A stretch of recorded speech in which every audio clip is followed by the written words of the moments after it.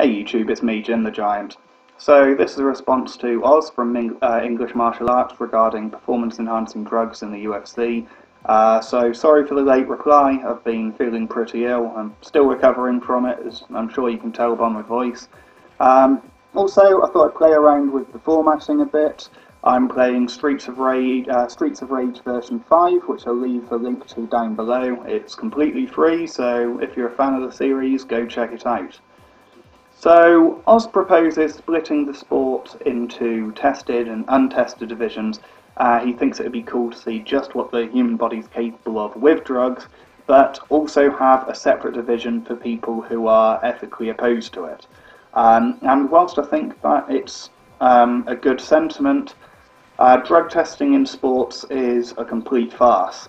Now, if you look at the Sabre tournament, at Fight Camp, where there's no money involved, people are very sportsmanly.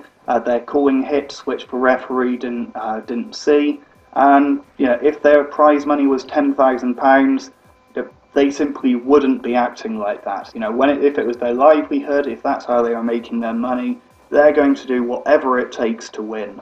And that's how I see it with drug use in sports.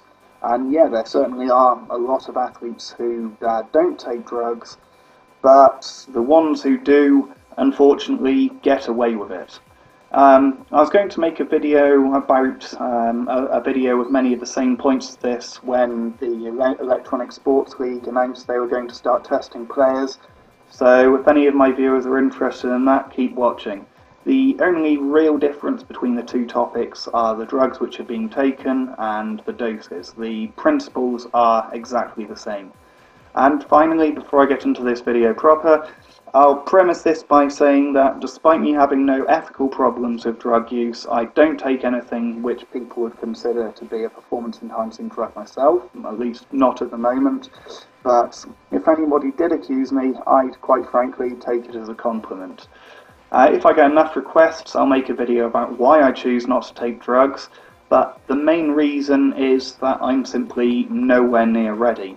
I'm at least 2 years away from even considering it. As I see it, for somebody who's nowhere near reached their genetic potential, taking performance-enhancing drugs is like playing a game with cheats on.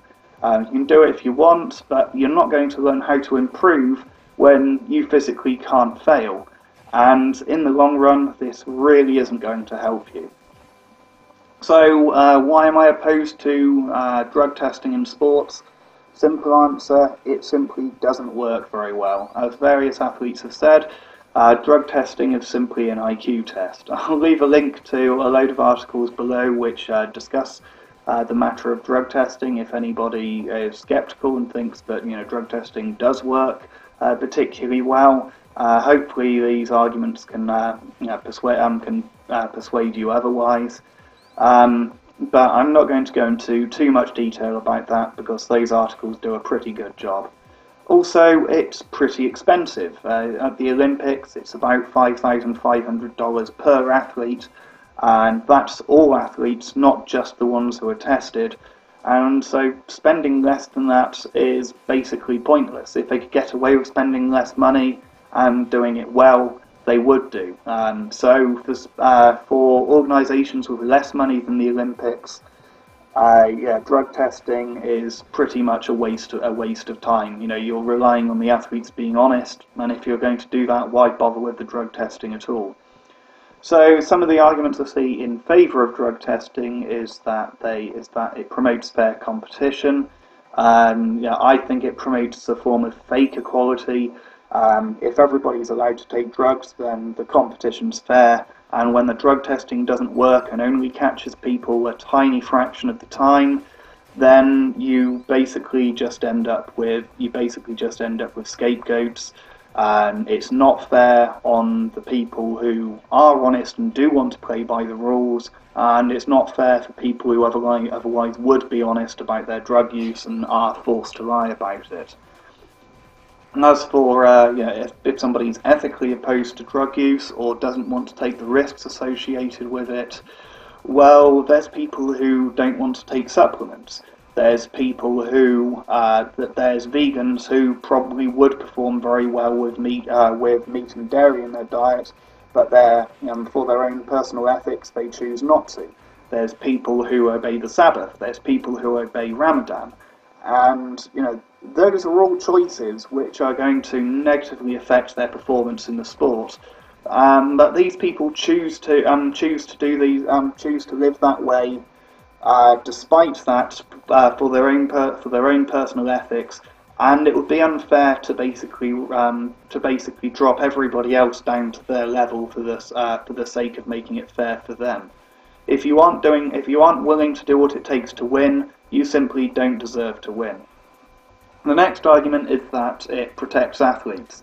And whilst there certainly are many banned substances which do pose significant health risks, substances aren't banned in sports based on their risk. They're banned based on how much of a performance enhancement they give. How even caffeine is banned beyond a certain level in certain sports. And some drugs are healthier to take than not take for certain athletes. If you look at natural bodybuilders, they really mess their hormones up when they cut down to 5 or 6% body fat, whereas the athletes who take testosterone don't have their hormones all out of whack because they're supplementing the hormones which they're lacking. Certain banned substances also aid in recovery, and that's certainly a good thing for the athletes.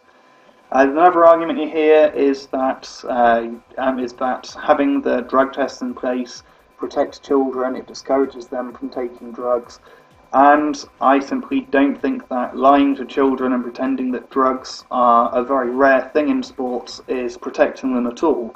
If anything, it's making it worse because they're going to go through life thinking that those drugs are really rare, and if they plan on becoming a professional athlete, their first experience with them, perhaps they haven't got any backup plan in life, and they make it pretty big, and then realise that in order to go further, they're going to have to take those drugs. And at that point, they can either just drop out of professional sports and have no backup plan, or they can take the drugs. And I think it's better for people to be able to make an informed decision at an earlier age. And finally, if people want to argue the cost of drug use, making it unfair for athletes who can't afford them, well, moderate drug use is cheaper than certain supplements, it's cheaper than hiring a good trainer, and it's cheaper than certain pieces of sports equipment. And we're certainly not going to be banning those, banning people using those in order to get better at sports. So some other arguments against drug testing, as you mentioned in your video, prescription drugs, and different sports have different ways of dealing with this. Some sports just flat out ban those prescription drugs. If you take those prescription drugs, tough shit, you're not allowed to compete, or you're going to not take those drugs and compete and be a lot worse off for it. So that certainly isn't good for the athletes. Other sports will allow certain prescription drugs, but then you're just going to have a position where athletes are going to find doctors who are going to give them a fake prescription. And finally, people would quite frankly rather watch drug users, whether or not they want to admit it to themselves or not.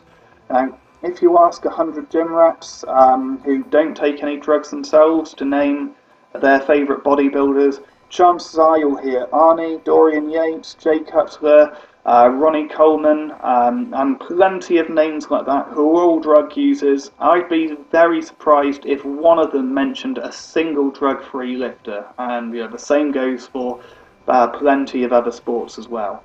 So that's about all I've got to say. I'll leave some links down below which cover some of the topics I've been talking about. Thanks for watching, comment, rate, subscribe, and I'll see you soon. Bye.